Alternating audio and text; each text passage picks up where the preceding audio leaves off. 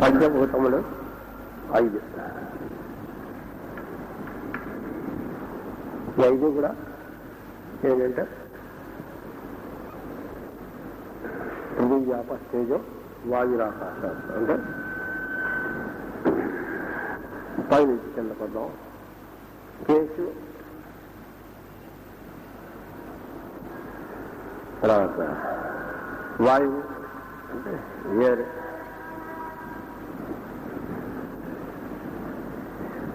దాని తర్వాత హీట్, అంతేగా. దీని తర్వాత వాటర్ ఆర్ లిక్విడిటీ. దీని తర్వాత సాలిడ్, ఎర్త్. ఎక్కడన్నా వేదములు ఉపనిషత్తుల్లో నీరు, పృథివీ అన్న పదములు వచ్చినప్పుడు జాగ్రత్తగా చూసుకోవాలి మీరు. నీరు అన్న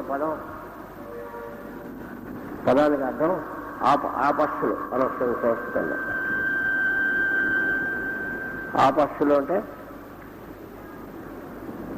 వాటర్ అని మాత్రమే అర్థం కాదు. వాటర్ అనేది ఆపస్సులకి గ్రాసెస్ట్, అంతకు ఫైనర్ ఫార్మ్స్ లో ఆపస్సులు ఉన్నాయి. లిక్విడిటీ అనే ప్రిన్సిపల్, దాని నుంచి ఆపస్సులు, వాటి నుంచి గ్రాసెస్ట్ మనం చూస్తున్న వాటర్. మొత్తం చోట్లు ఉన్నాయి ఆపస్సులు. అందుకనే ఎక్కడైనా సరే ఆపస్సులు ఆపోవా ఇదమి సర్వం విశ్వభూతాన్యాప అనంటే ఇదంతా నీళ్లు అంటే చెప్పినవాడికి కామన్ సెన్స్ లేదనుకుంటే ఇలాగా ఇదంతా నీళ్ళేనా అంటే నీళ్ళని ఏదైతే అంటున్నాడో దాని నుంచి ఇప్పుడు మనం చూసుకున్నటువంటి వాటర్ అనేది వచ్చింది. వాటర్ కన్నా క్వాలిటీ ఏంటి? డిజాల్వింగ్. దాంట్లో ఏదైనా వేస్తే కరిగిపోతుంది. అబ్జార్ప్షన్ అని అర్థం. అబ్జార్ప్షన్ అంతేగా. దాంట్లో వేడి చేసు ఏదో విధంగా అందులో కరిగిపోతూ ఉంటుంది. అలా లిక్విడ్స్ కనుక తీసుకున్నట్లయితే ఆల్మోస్ట్ ఆల్ లిక్విడ్స్లో solids, almost all solids are soluble.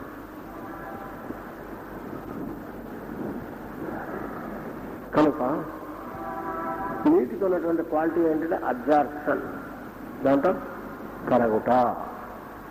కాబట్టి చోటులో కరగుట అనే గుణంగా ఉంటుంది. దాన్ని వాటర్ ఆపస్సులు అంటారు. వారు పాట పాడుతూ ఉంటే ఆ పాటకి మనం అందులో అంతా కరిగిపోయారు, అందరం మనం ఉన్నామని కూడా మనకు తెలియలేదు అని అంటారు. అది అర్థం అబ్జార్ప్షన్ అంటే మనం ఉన్నామా లేవా అంటే మనస్సు లేదు, మన శరీరాలు ఉన్నాయి కానీ మనకు లేవు. ఉంటున్నప్పుడు మనకు తలకాయ ఉంది, చెవులు ఉన్నాయి, ముక్కులు ఉన్నాయి అని జ్ఞాపకం ఉంటుందా? వేళ ఆ కూర్చున్నటువంటి ఆ కుర్చీల్లో ఏమైనా నల్లులు గిల్లులు ఉన్నా అది కాస్త కూర్చో కుట్టినా ఒక మాదిరిగా అయితే తెలియదు. వాడు పాడేవాడిని బట్టి పాడేవాడన్నా బొత్తిగా ఏమి రానివాడు కనుక అయినట్టయితే ఇక ఏం కుటమైన కుట్టినట్టే ఉంటుంది. బాగా వచ్చినవాడు కనుకైతే ఏమి తెలియదు. ఎవరన్నా ఇంటికి వెళ్ళాక ఎరా హాల్లో బోల్డ్ నల్లులు రా నాయన ఎలా కూర్చొని ఎలా విన్నారంటే ఏమిటో నాకు తెలియలేదు, ఆయన పాడుతూ ఉంటే దాంట్లో ఉండిపోయాం మేము అంటానంటాడు. అది మొత్తం చోట్లకి దాన్ని అబ్జార్ప్షన్ అంటారు. అది that is the finest principle of water. అక్కడి నుంచి గ్రాసెస్ట్ లెవెల్స్లోకి వచ్చరికి సామాన్యమైనటువంటి ద్రవ్యములని కరిగించుకునుట అనేటటువంటిది లిక్విడ్స్కి ఉంటుంది. నైట్రిక్ యాసిడ్ తీసుకెళ్తే అందులో కొన్ని కరుగుతాయి, సల్ఫ్యూరిక్ యాసిడ్ తీసుకెళ్తే అందులో కొన్ని కరుగుతాయి. అలాగే లిక్విడ్స్కి ఉన్నటువంటి క్వాలిటీ కరిగించుట అంటే ఆ లెవెల్ వరకు, సాలిడ్స్ లెవెల్ వరకు అది పనిచేస్తుంది వాటర్. ఫైనెస్ట్ లెవెల్లోకి వెళ్ళేసరికి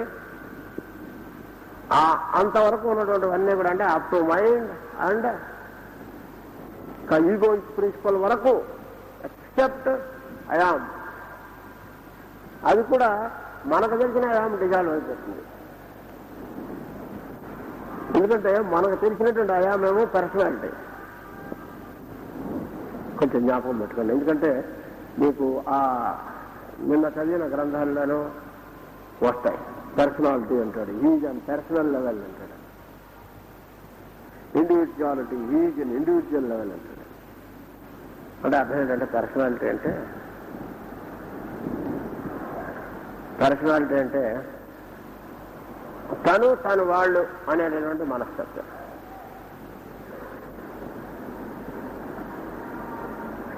ఇండివిజువల్ అంటే తనొక్కడే.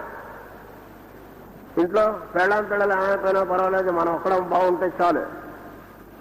జీతం వస్తే ఆ ఉన్న జీతంలో ఒక 10వ వంతో 10,000 రూపాయలు జీతం వస్తే ఇంట్లో 100-200 ఇచ్చి మిగతా డబ్బులన్నీ వాడి సొంతానికి వాడి జలసాలకు ఖర్చు పెట్టుకుంటాడు. అదేమంటే చాలే మాత్రం దరిద్రం అంతా మీ మొహానే ఉంది అని అంటాడు. వాడే తింటూ ఉంటాడు. ఎవరికి ఓపియము, అనకార్డియము, మన డ్రగ్స్లో వస్తాయి తర్వాత ఆ టైప్ వాళ్ళు. వీడు మాత్రం డబ్బు మంచి నీళ్ళలాగా ఖర్చు పెడతాడు. తనకు సంబంధించినంత వరకు వాడు వేసుకున్న బట్ట ఖరీదు ఉండదు. ఇంట్లో ఇచ్చినటువంటి డబ్బులు మొత్తం అందరికి కలిపి బయట తిరిగేవాడు, నాకేవో ఖర్చులు ఉంటాయి, జీతం అంతా మీ చేతికే ఇస్తారా అంటే ఏం లేదు. బై మిస్టేక్ ఒక్కోసారి యానిమల్ కింగ్డంలోంచి కొన్ని బయటకు వచ్చి హ్యూమన్ కింగ్డంలో పుట్టేస్తాయి. Sometimes it happens. తో యానిమల్ కింగ్డంలో ఉన్నటువంటి పొరపాట్లు తప్పించుకొచ్చేసి మన చిన్నతనంలో నేల క్లాస్కి వెళ్ళి అక్కడి నుంచి సినిమా ఇంటర్వెల్ టైంలో ఏం చేసేవాళ్ళు అంటే వెనకాల నేల క్లాస్ నుంచి బెంచీ క్లాసులోకి, బెంచీ క్లాస్ నుంచి కుర్చీ క్లాసులోకి దిగేసేవాళ్ళు. ఇది జ్ఞాపకం ఉందా లేదా? అట్లాగే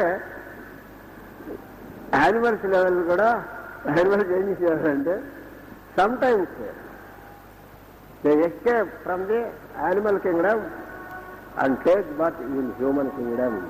అలాంటి వాళ్ళు సరిగ్గా అంటే వాళ్ళ వ్యవహారం చూస్తే మనకి they are fit for only animal kingdom అని తెలుస్తుంది మనకి. అవును, ఏం చెప్పక్కర్లా. ఎందుకంటే జంతువుకు ఉండే అలవాట్లు కనిపిస్తాయి.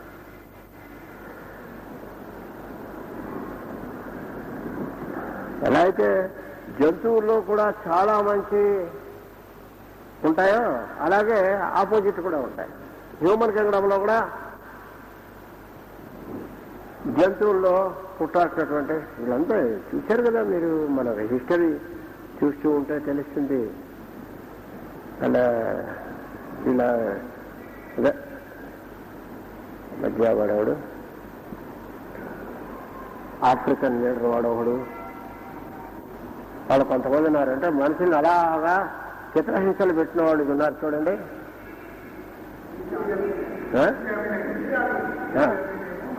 ఇది ఆమెను వాడు వీళ్ళంతా ఈ కేటగిరీ అంతా ఏంటంటే అది ప్రీవియస్ లైఫ్ లో దే ఆర్ టైగర్. ఆ జాతికి చెందిన వాళ్ళు నెక్స్ట్ లైఫ్ లో they take the human birth. ఆ వచ్చినప్పుడు ఆ క్వాలిటీస్ అలా కంటిన్యూ అయిపోతాయి.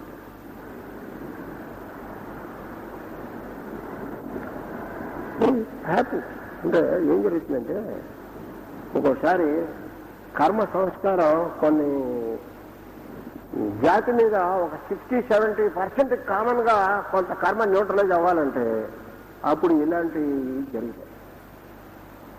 కొన్ని ఒక్కొక్కడికే నేచర్ ఎక్కడి నుంచి పుట్టిస్తుంది, సర్కమ్స్టెన్సెస్ ఒకడికే అరకంటే పుట్టించవచ్చు. సరే గ్రూప్ పుట్టించాలంటే ఇలాంటి వాడిని తీసుకెళ్లి పారేసి వాడిని తీసుకెళ్లి కింగ్ ఆఫ్ ది కంట్రీగా పడేస్తాను తీసుకెళ్ళి. ఇంకా అంతే చాలా వాడు చూసుకుంటాడు మిగతాదంతా. మొత్తం సమ్ టోటల్ గా జాతిని చిత్రవద చేయుతా అనేటువంటి దాన్ని కంకణం కట్టుకుంటారు. ఇంకా అంతే. అంటే ఎప్పుడు వస్తాయంటే భాగవతంలో ప్రథమ స్కందంలో ఇచ్చాడు. జాతిలో పరస్పరత్వం ఎప్పుడైతే లోపిస్తుందో అప్పుడు ఇలాంటివి జరుగుతాయి. అంటే mutuality, working for each other, helping each other, humanity అనేది ఉంటే అవి కనుక జాతిలో కనుక తగ్గుతున్నాయండి. Take it that race is going to extinguish very shortly after few generations అని చెప్పారు. చూసుకోండి కావాలంటే హిస్టరీ మొత్తంలో వెళ్ళిపోయినటువంటివన్నీ జాతులు కూడా ఇంతే. రోమన్ తీసుకోండి, ఈజిప్షియన్ తీసుకోండి, మీ ఇష్టం ఎక్కడైనా సరే. భారతదేశ్ తీసుకోండి, భారత జాతికి కూడా ఇదే దౌర్భాగ్యం పట్టింది కదా. మరి పట్టబట్టి మిగిలిన దేశాల నుంచి వచ్చి ప్రతి వాడు వచ్చి భారతదేశాన్ని పరిపాలించాడు. వాడు ఆ దాటి అట ఖైబరు బలాను అట్నుంచి ఒక్క అడుగు రాగలిగితే చాలంతే. ఒక అడుగు ఇండియాలోకి వాడు కుట్టవదలు పడేసేవాడు వరుసగా. కుట్టాడంటే వాడేం గొప్పవాడు కాదు, వీళ్ళల్లో ఇద్దరికి పడదు చాలంతే. బ్రిటిష్ గవర్నమెంట్ అట్లాగే రూల్ చేసింది ఇండియాని, మహమ్మడాన్ని అలాగే రూల్ చేశారు. అంటే వాళ్ళు వెధవాళ్ళు కాదు, వీళ్ళు వెధవాళ్ళు. ఏం లేదు. ఇప్పుడు మనం ఉన్న మన పక్క పోర్షన్ ఉంది, మన పక్క పోర్షన్లో దొంగలు పడ్డా మనకెందుకులే, మనకెందుకు అని పట్టించుకోనటువంటి మనస్తత్వం ఉంటుంది చూడండి. అలాంటి మనస్తత్వం కనుక ఉన్నట్లయితే, అది జాతిలో ఉన్నట్లయితే ఇట్లాంటి కాన్సిక్వెన్సెస్ జరుగుతాయి. మనం ఎందుకు పట్టిస్తున్నాం, మనం ఏం చేస్తాం, పోలీసులు చెప్పాలి. కానీ అదే మన ఇంట్లో కనపడుతుంది, అరిచి చచ్చినా ఒక్కళ్ళ ఇంట్లోంచి బయటికి రారండి, ఏమిటోను కాలనీ ఇలా పాడైపోయింది అంటారు. అది జాతికి అంటే అలాంటి మనస్తత్వం జాతిలో కనుక ఉంటే అది వెళ్ళిపోతుంది. మన హిస్టరీ మీకు కనిపిస్తుంది. అందుకే 100 సంవత్సరాలు ఎవడొచ్చినా 10 సంవత్సరాలు 5 సంవత్సరాలు కాదు, hundreds of years Indians were ruled because of the character, this type of character. వాళ్ళలో ఉన్నటువంటి ఒక రకమైనటువంటి సెల్ఫిష్, అది సెల్ఫిష్ అని కూడా అంటానికి లేదు. Even at least they are not selfish. కొన్ని అదైనా ఉందా అంటే అది కూడా ఏం లేదు. ఇండిఫరెంట్ యాటిట్యూడ్, ఒక రకమైనటువంటి ప్యూర్లీ ఇండిఫరెంట్ యాటిట్యూడ్. దానివల్ల కొన్ని సెంచరీస్ తరబడా భారతదేశం ఉంది ఇంకా పోలా స్లేవరీ. ఈ స్లేవరీ ఈజ్ ఆఫ్ మైండ్ కదా. అందువల్ల అదిగో అటువంటప్పుడు వస్తాయి దేశాలకి. వచ్చినప్పుడు చెప్పాడు ఇలాంటి జాతులు ఎక్కువ కాలం ఉండవని చెప్పాడు. ఎందుకంటే అంటే అక్కడే చెప్పాడు, జాతి అంతరించబోయేటప్పుడు సరిగ్గా వాళ్ళ మనస్తత్వం ఎలా ఆ డెవలప్ అయినటువంటి మెంటాలిటీని బట్టి మీరు చెప్పేసి ఈ జాతికి ఎక్కువ కాలం బతకదని. అందుకని సాధారణంగా ఏంటంటే పెద్దవాళ్ళు, మహానుభావులు, మహర్షులు అట్లాంటి వాడు కనుక ఆ ప్రాంతాల్లో కనుక ఉన్నట్లయితే ఈ లక్షణాలు జాతిలో గమనిస్తే they simply vacate the place. అంటే ఈ వెళ్ళిపోతుంది ఈ జాతి, వీళ్ళని పట్టుకుని పాకులాడే లాభం లేదు. వెళ్ళిపోయి ఏ జాతి ప్రాస్పరస్గా ఉంటుందో ఆ జాతిని పట్టుకుంటారు. 1% అయినా వీళ్ళలో గుడ్ క్వాలిటీ కనిపించారు, కనిపిస్తే పట్టుకుంటాడు, పైకి వస్తారు. అసలు 1% కూడా లేదనుకోండి, అప్పుడు ఆ జాతి వెళ్ళిపోతుంది. అలాగా చూస్తూ ఉండగానే వెళ్ళిపోవటం, భూమిలోకి వెళ్ళిపోవటం, లేకపోతే జరిగేది కదా. అందుకని మేడం బ్లావెస్కీ చెప్పింది, భూమి పుట్టిన తర్వాత ఎర్త్ సర్ఫేస్ మీద ఇప్పటికి 4 times క్యాటాక్లిజమ్స్ వచ్చాయి. అంటే ప్రళయం అంటాను చూడండి, అట్లాంటిది. అంటే కొన్ని కాంటినెంట్స్ మునిగిపోవటం, కొత్త కాంటినెంట్స్ బయటికి రావటం. 4 సార్లు జియోలాజికల్ గా చేంజెస్ వచ్చాయి. ఎర్త్ దాని రొటేషన్ మార్చుకుంది అని చెప్పింది ఆవిడ. దానికి గుర్తులు కూడా ఇచ్చింది. మనం ఎప్పుడన్నా నేను లీజర్ కనుక ఉన్నట్టయితే నేను చూపిస్తాను. He has given proof. ఇంకేదో చెప్పడంగా క్లియర్ ప్రూఫ్ ఇచ్చేసింది. అలాంటి అనేకమైనటువంటి ఉదాహరణలు మీకు దాంట్లో గోబీ డెజర్ట్ గురించి చెబుతూ ఒకప్పుడు ఇక్కడ సముద్రం ఉండేది అనడానికి ప్రూఫ్ ఏంటంటే ఇప్పుడు అక్కడ ఇసుకను తవ్వినట్టయితే సముద్రంలో దొరికేటువంటి నత్త గుల్లలు అలాంటివన్నీ దొరుకుతాయండి. ఇది clear cut proof that there was sea here some time back, some crores of years back అని చెప్పింది. ఇప్పుడు ఉన్నటువంటి ఏషియన్ కాంటినెంట్ లో అప్పర్ పార్ట్ ఒకప్పుడు మహాసముద్రంగా ఉండేది. ఆ పైన ఉత్తర ధ్రువం అప్పుడు ల్యాండ్ ఉంది, ఇప్పుడు లేదు. నార్త్ పోలు ఇప్పుడు సీఏగా, అప్పుడు ల్యాండ్ ఉంది. అంతవరకు ఒక టోపీ లాగా కొంత ఉండేది ల్యాండ్ ఉండే. అక్కడి నుంచి కిందకి సముద్రం ఉండి మళ్ళీ హిమాలయాస్ దగ్గర నుంచి కిందకి ల్యాండ్ ఉంది. ఈ మధ్యలో సముద్రం ఉన్నదండి.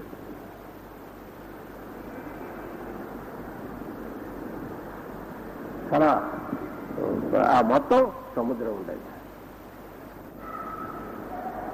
There was a time when the ocean currents touched the peak of the Himalayan mountains and రాస్తుంది దాంట్లో. Other side of the Himalayas దగ్గర నుంచి ఉండేది. అలాగా కాబట్టి 4 సార్లు ఎర్త్ లో చేంజెస్ వచ్చాయి. మేజర్ చేంజెస్, నాట్ మైనర్ చాలా వస్తున్నాయి. కొత్త ఐలాండ్స్ అనేకంగా పుడుతున్నాయి. ఓల్డ్ ఐలాండ్స్ భూమిలోకి వెళ్ళిపోతున్నాయి. అవి అనేకమైనటువంటి వచ్చాయి, జరుగుతున్నాయి కూడా అని చెప్పి ఒకటే ప్రూఫ్ చెప్పింది వాటిలో ఇచ్చినటువంటి. ఈస్టర్ ఐలాండ్స్ చూడండి. ఈస్టర్ ఐలాండ్స్ లో 60 feet 70 feet అడుగులు ఉన్నటువంటి ఎత్తు ఉన్నటువంటి విగ్రహములు, మానవ విగ్రహములు ఉన్నాయి. అవి ఎక్కడివి, ఎవరు చెక్కారు? ఇంతవరకు హిస్టారియన్స్ ఏమి కనుక్కోలేకపోయారు దాని గురించి అని చెప్పింది. Once upon a time it was man of that height అని చెప్పి దానికి కూడా ప్రూఫ్.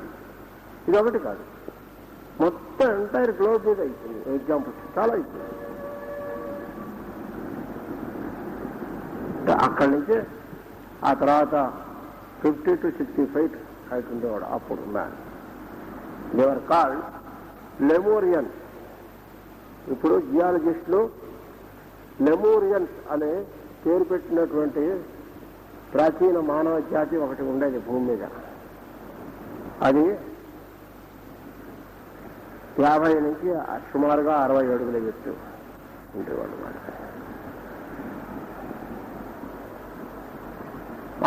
జరుగుతుందా అంటే జంతువులు 100 అడుగులు 50 అడుగులు ఎత్తుగా ఉండగా లేదు, మనుషులు ఎందుకు ఉండకూడదు? కామన్ సెన్స్ ఉండదే వీరికి రాసిన వాళ్ళకని చెప్పాను.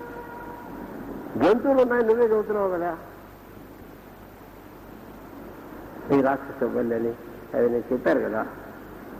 చెప్పి ఉన్నప్పుడు ఆటోమేటిక్గా మ్యాన్లో కూడా ఏమిరి పాజిబుల్ అని చెప్పి వరుసగా ఇచ్చిన మానవ కంకాళాలు దొరికే హ్యూమన్ స్కెల్టన్స్ ఎక్కడెక్కడ ఉన్నాయో రాసి ఇచ్చింది వరుసగా. ఇప్పుడు అవైలబుల్గా ఉన్నాయి. ఈవెన్ ఇండియాలో కూడా ఒక ప్లేస్ ఇచ్చింది. మలబార్ ఏరియాలో ఒక ప్లేస్లో కొన్ని చోట్ల ఉన్నాయి, దొరికాయి అని చెప్పింది. ఈజిప్ట్ కాదు, ఎక్కడంటే సమ్వేర్ అటు మిసిసిపి రివర్ ప్రాంతాల్లో ఒక చోట ఎక్స్కవేషన్ చేస్తే వాళ్ళకి ఒక సమాధి తవ్వితే సైజు 40-50 సైజు అంటే వాళ్ళకి ఇవి దొరికాయి, ఫాసిల్స్. ఆ ఫాసిల్స్ అవి చూసిన ఆ ఎముకల కొలతలను బట్టి ఆ ఎముకలు కలిగినటువంటి వాడు కనీసం 50 feet హైట్ అయినా ఉండాలి అని చెప్పి ప్రూవ్ చేయలేదు. వీటిని ఏమంటారు జియాలజిస్ట్, ఎందుకు మాట్లాడరు ఈ సంగతి అని చెప్తున్నాడు. చాలా ఇచ్చింది, గోల్డ్ అని ప్రూఫ్ ఇచ్చింది. ఊరికే హాఫజర్గా రాయలేదు. అడిగి చెబుతూ మొట్టమొదట 40 to 50 feet హైట్ ఉండేవాళ్ళు. ఆ తర్వాత నెక్స్ట్ జనరేషన్ అంటే సుమారు ఇప్పటికి 7-8 crores years బ్యాక్ వచ్చినటువంటి వాళ్ళు అట్లాంటియన్ రేస్ అనండి. వాళ్ళు 15 to 20-25 feet అట్లా ఉండేవాళ్ళు వాళ్ళ హైట్.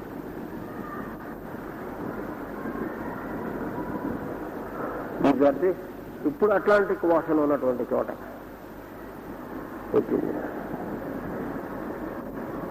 ఇది మనకు కూడా పురాణాల్లో వీటన్నిటికీ శుభ్రంగా ఇచ్చారు ఇన్స్ట్రక్షన్ చాలా క్లియర్గా. మహాభారతంలో కూడా ఇచ్చారు.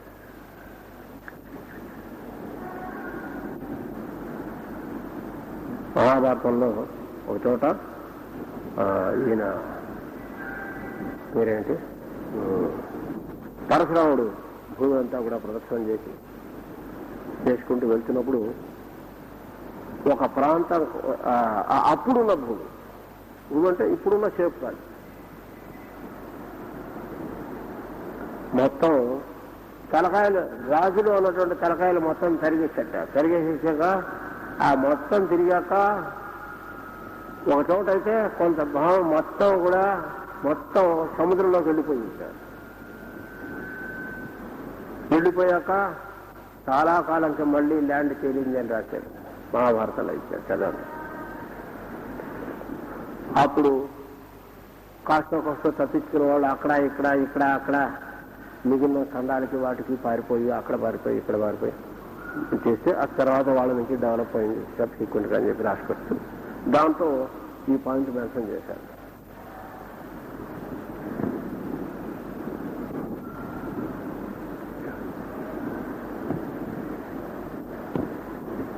కనుక అబ్జార్ప్షన్ అంటే కరగుట, దాంట్లోకి డిజాల్వ్ అయిపోవడం. ఈ quality this is the quality of the water and in higher sense this quality is water. Quality అంటే ప్రిన్సిపల్. అవి ప్రిన్సిపల్స్గా ఉంటాయి. ఫిజికల్ లెవెల్లోకి వచ్చినప్పుడు దే టేక్ ది ఫారం. నీరు అంటే ఏమిటి? The principle of water take the physical form by taking 2 hydrogen molecules, atoms and 1 oxygen కలిపేసరికి 1 molecule, water molecule.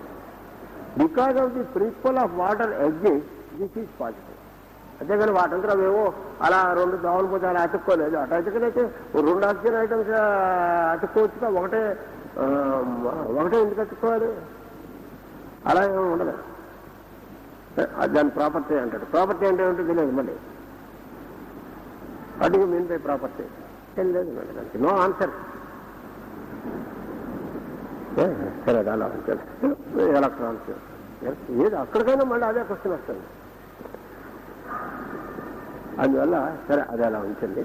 ఊరికే ఈ క్వాలిటీ అనేది ఏదైతే ఉందో ఈ ఎర్త్ అని కానీ వాటర్ అని కానీ హీట్ అని కానీ ఎయిర్ అని కానీ ఈ చెప్పినటువంటి పదాలకి ప్రిన్సిపల్స్ అని జ్ఞాపకం పెట్టుకోండి. అవి పంచమహాభూతములు అన్నారు. వాటి నుంచి పంచభూతములు అంటే ఫిజికల్గా వచ్చాయి. భౌతికమైనటువంటి పంచభూతములు ఏర్పడ్డాయి కానీ అది ప్రిన్సిపల్స్గా ఉన్నాయి కదా. ఆ ప్రిన్సిపల్స్గా ఉన్నప్పుడు ఈ స్పేస్లోంచి టచ్ అన్న ప్రిన్సిపల్ వచ్చింది. సరే కరెక్ట్. సౌండ్ అన్న ప్రిన్సిపల్ వచ్చింది. ఎయిర్ నుంచి టచ్ అన్న ప్రిన్సిపల్ వచ్చింది. దీన్ని హీట్లోంచి హీట్ అని వచ్చింది. వాటర్ నుంచి టేస్ట్ వచ్చింది. ఎర్త్ నుంచి స్మెల్ వచ్చింది. ఇది హీట్ నుంచి విజన్, చూపు, సైట్.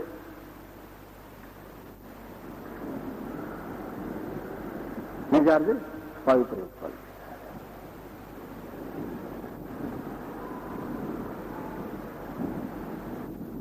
వీటిలోంచి ఈ పుట్టాయి.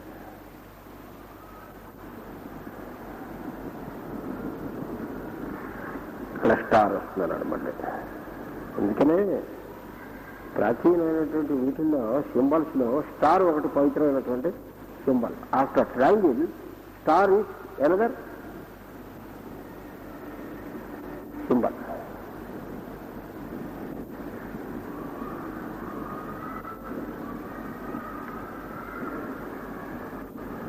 దీన్నే సంకేతాల్లో మకరము అనే సంకేతంతో దీన్ని సంకేతిస్తారు.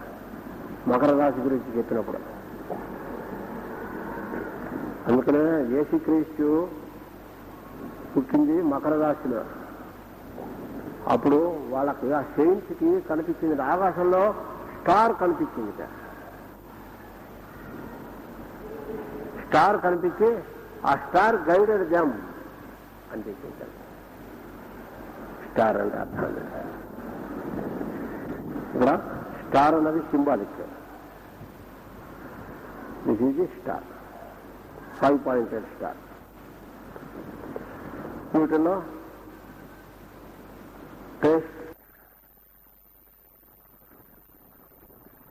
అలాగే రసము రాను అనమాట. అవన్నీ టచ్, ఇంకా సైట్, సౌండ్, ఇది వీటికి సెంటర్ పాయింట్ అవుతుంది.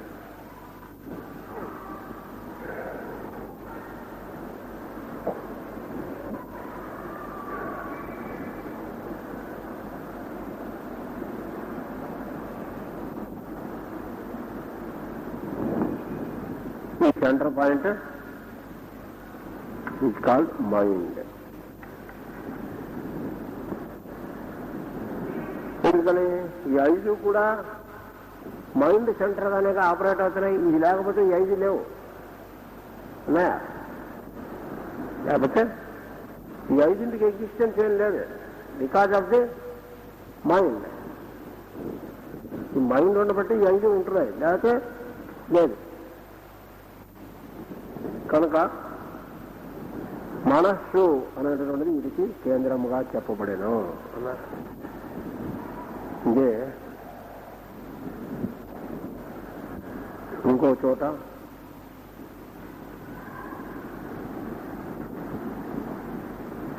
ఏం చెప్పారంటే మళ్ళీ ఈ 5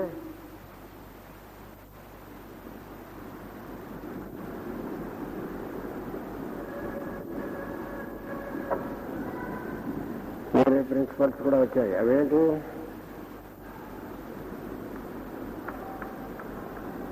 ఎక్స్క్రీషన్,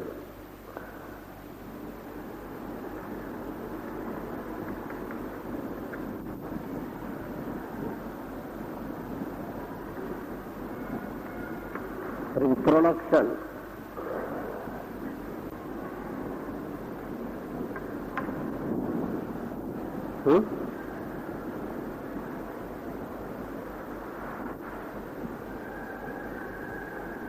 స్పిరిట్,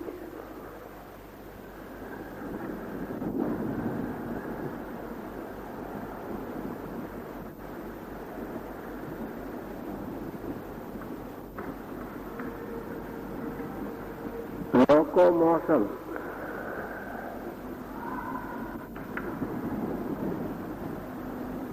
గ్యాదరింగ్,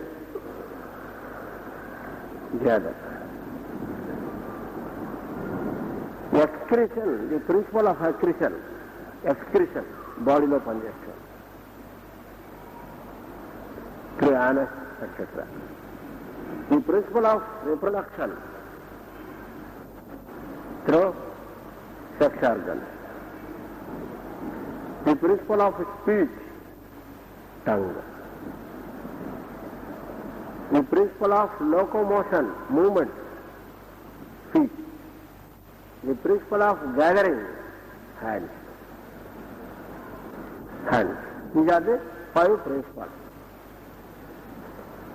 This కర్మేంద్రియములు అన్నారు.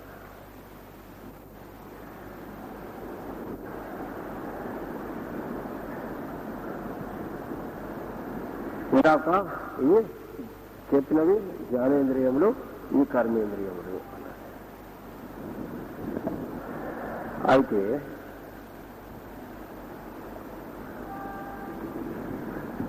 టేస్ట్కి టంగ్ ఇది ఆర్గన్ అంతేనా.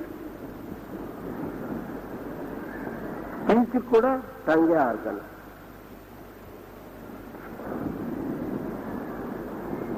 టేస్ట్కి స్పీచ్కి రెండింటికి కామన్గా ఒకటే ఆర్గన్ పనిచేస్తుంది, నాలుక. అంతే కదా. రుచికి వాక్కు, మిగతావన్నీ మాత్రం వేరే వేరే ఉన్నాయి.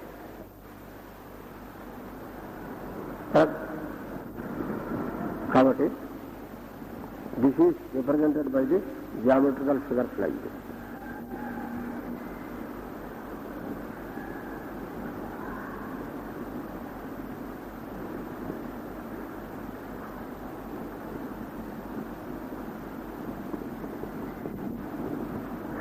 ఇట్లాగా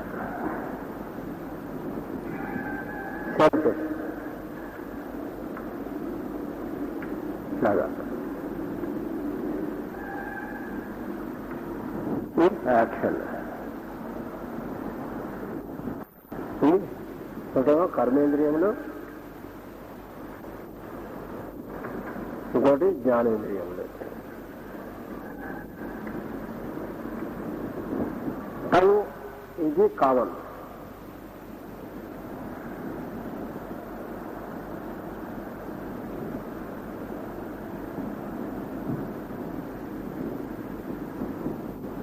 దీని కనుక మీరు తీసుకుంటే ట్రయాంగిల్ అండ్ స్క్వేర్, స్క్వేరు దాని మీద triangle, this is the principal.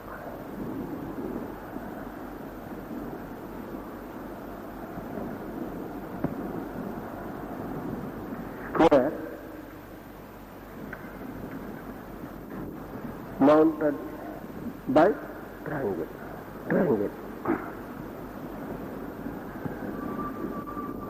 అదే ఇన్వర్టెడ్ గా వస్తుంది.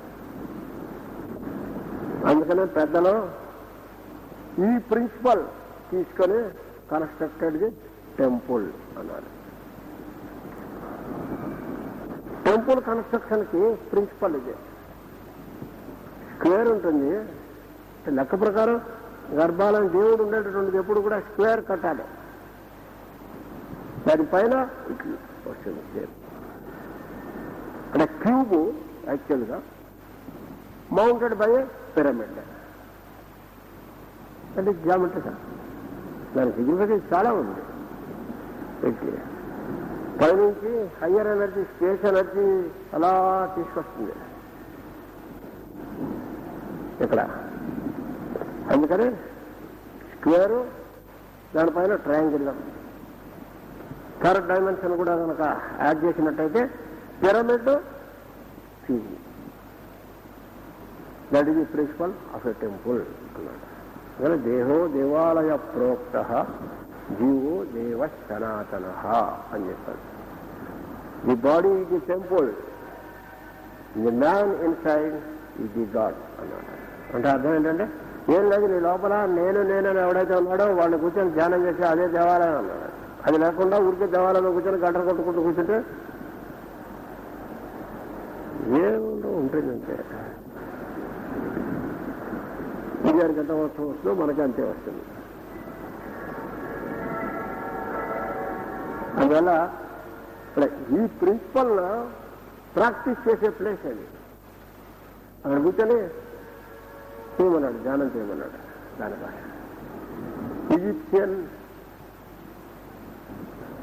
అండ్ గ్రీక్, చాల్డియన్ సంప్రదాయాల్లో కూడా వాళ్ళు దీన్ని స్వీకరించి సబ్సిక్వెంట్ గా వాళ్ళు ఈ పై దాని వరకే కన్ఫైన్ అయ్యారు. అంటే పిరమిడ్ ఒకటే కాన్సన్ట్రేట్ చేశారు.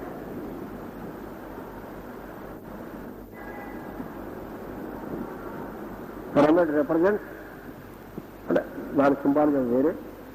పిరమిడ్ లో ఏముంటాయి? 4 triangles.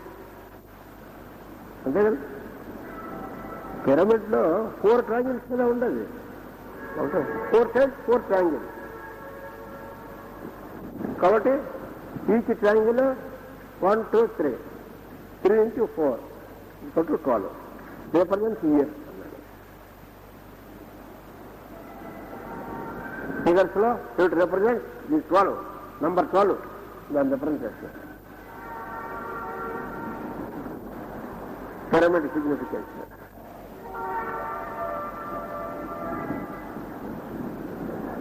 It represents the God who came down as the year and the 4 seasons. ఎందుకని వాళ్ళ దాంట్లో ఋతువులు లేవు, వాళ్ళు 4 సీజన్స్ వాళ్ళకి. ఋతువులు అన్నది మనది ఏంటంటే కొన్ని డిస్టార్షన్స్ వచ్చాయనుకోండి, but it's not its own symbolism.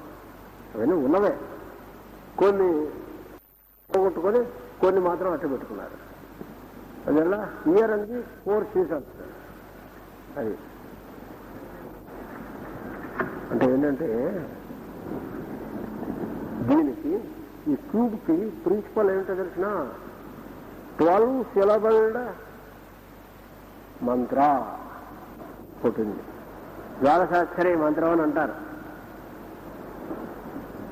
Vasudeva మంత్రం అనేది ద్వాదశాక్షరి మంత్రం, 12 సిలబల్డ్ మంత్రం, 12 అక్షరములు, బీజాక్షరములు. The 12 syllables represent the year god అన్నాడు. అందుకనే వాసుదేవ మంత్రంలో 12 అక్షరాలు ఉన్నాయి. ఈ 12 అక్షరములు 12 నెలలను సూచించును. The year, the concept of the year and the time. Time is incident. ఎందుకంటే వాసుదేవ ఉపాసన అంటే ఇన్సిడెంట్స్, టైము.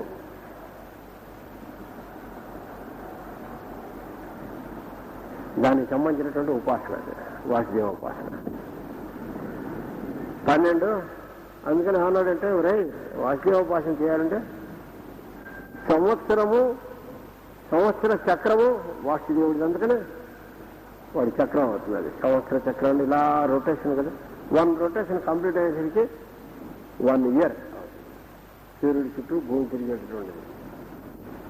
దాన్ని సంవత్సర చక్రము అన్నారు.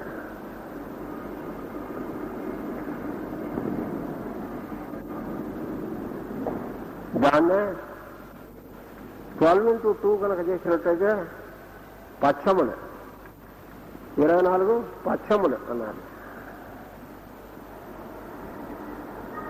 అంతే కదా.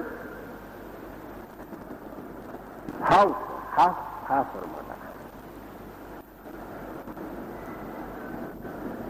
12 into 2 24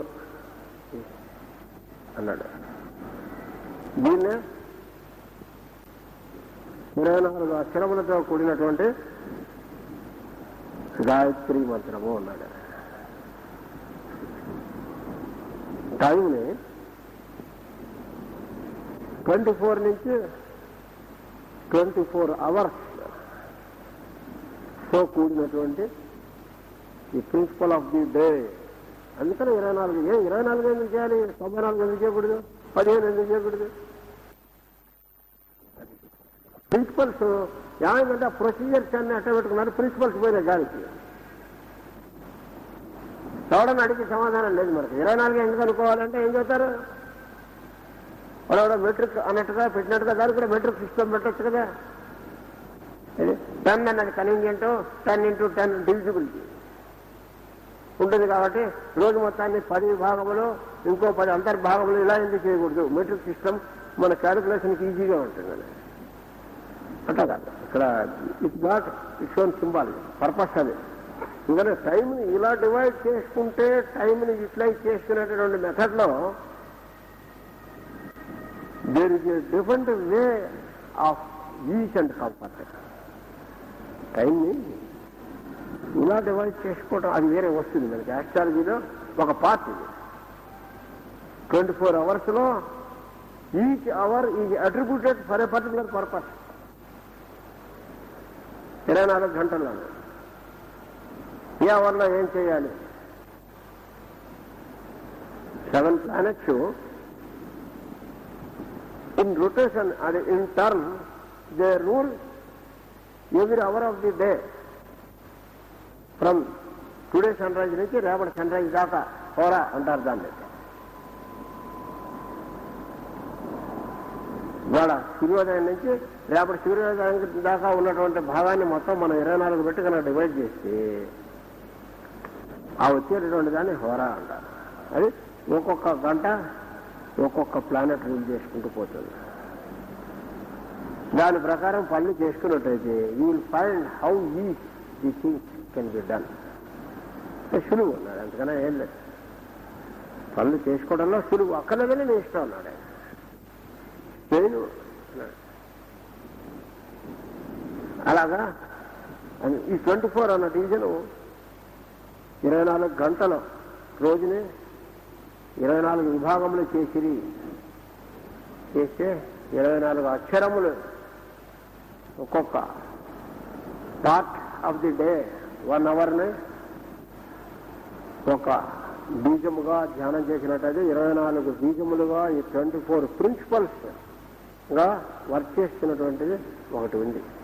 it starts from sunrise and works up to next sunrise. అందుకనే గాయత్రి అనేటటువంటి జాతి ఎప్పుడు ప్రారంభమైందంటే సూర్యోదయం. అందుకని సంధ్యావందనం ఎప్పుడు చేయమన్నాడు? సూర్యోదయం టైంలో చేయమన్నాడు. ముందుగా చేయకూడదా, వెనక చేయకూడదా? సూర్యోదయం ఏమిటి లింక్? లింక్ ఈ ప్రిన్సిపల్ సన్లో వర్క్ చేస్తున్నటువంటి ప్రిన్సిపల్ ఏదైతే ఉందో అది మన లోపల అవేకన్ అవుతుంది. అవేకన్ అయ్యి వర్క్ చేయటం మొదలెడుతుంది. It's called the deity. సూర్యుడిలో వర్క్ చేస్తున్నటువంటి దేవత అంటే ప్రిన్సిపల్, అక్కడ శక్తి, సమ్ ఎనర్జీ, అది మనలో అవేకన్ అయ్యి వర్క్ చేయటం మొదలెడుతుంది. ధియోయోన ప్రచోదయాత్ అంటాడు. It should be let it be awakened in me. దాని ఇన్ఫరెన్స్ కానీ ప్యూర్ మీనింగ్ కోసం అని కాదు. అక్కడ ఆ సింబల్స్ వాటికి ఉన్నటువంటి ఆ సౌండ్స్కి స్టిమ్యులేట్ అయి వర్క్ చేసుకుంటుంది. మళ్ళీ 24 అవర్స్ వరకు మైండ్ అలర్టెడ్గా ఉంటుంది. Again do it next 24 hours. అలా ఎవరు వన్స్ ఇన్ 24 అవర్స్ ఛార్జ్ ఇచ్చాడు. అది ఒకటి. కాబట్టి 24 అక్షరాలతో కూడినటువంటి అదొకటి డివిజన్. ఇది సరే అలా వచ్చాను. గాయత్రి మంత్రం అని అర్థాన్ని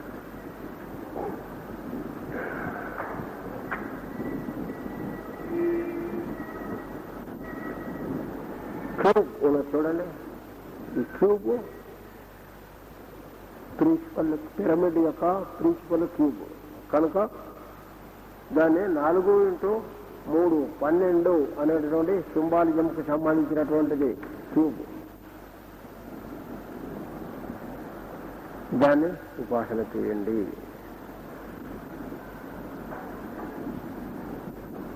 సారీ, పిరమిడ్, క్యూబ్ కాదు. పిరమిడ్ 12, క్యూబ్ అయితే 4 ఏంటి 16. ఏంటది 16. What is 16? షోడశి.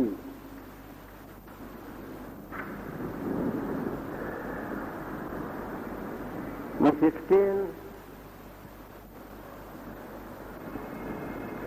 ప్రిన్సిపల్, 16 సిలబల్డ్. దాంట్లో ఏంటి షోడశి అంటే ఏం లేదు. ఇది ఒక డివిజన్ చెప్పారు కదా ఇందాక, day. The division of the day చెప్పారు, the division of the year అన్నాడు. మధ్యలో ఇంకో డివిజన్ ఉంది అన్నాడు. అదేంటంటే ఇట్ స్టార్ట్స్ ఫ్రమ్ అమావాస్య, న్యూ మూన్ నుంచి ఫుల్ మూన్. ఏంటి అమావాస్యతో కలిపి అమావాస్య నుంచి ఫుల్ మూన్ వరకు ఎన్ని 16 అంతే కదా మరి. కాబట్టి నిజానికి నవరాత్రుల్లో 9 చేస్తారు, అదొక ప్రిన్సిపల్, అదొక ప్రొసీజర్. 16 చేయటం అనేది ఇంకో ప్రొసీజర్. షోడశి అనేటటువంటి ఉపాసన కింద చేసేటప్పుడు శరన్నవరాత్రులు అంటారు. కానీ అమావాస్య నుంచి పౌర్ణమి దాకా చేసేటటువంటి సాంప్రదాయం కూడా ఒకటి ఉంది. అందుకనే గుంటూరులో మన సోదరులు ఈ సంప్రదాయం పాటిస్తూ అమావాస్యతో మొదలుపెట్టి పౌర్ణమి దాకా చేస్తారు. అదే సంప్రదాయం. షోడశి ఉపాసన అవుతున్నది.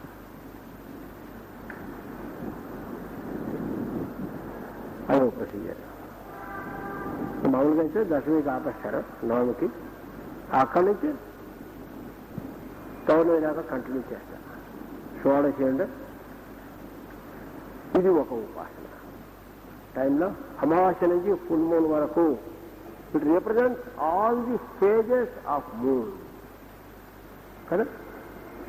ఏంటిది మూన్ కదండి, అంతే కదా.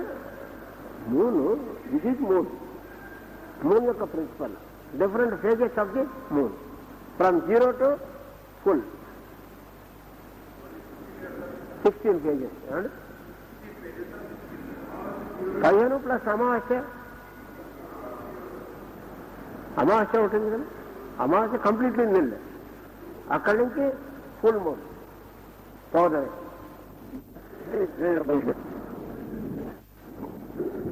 కాబట్టి షోడశి అంటే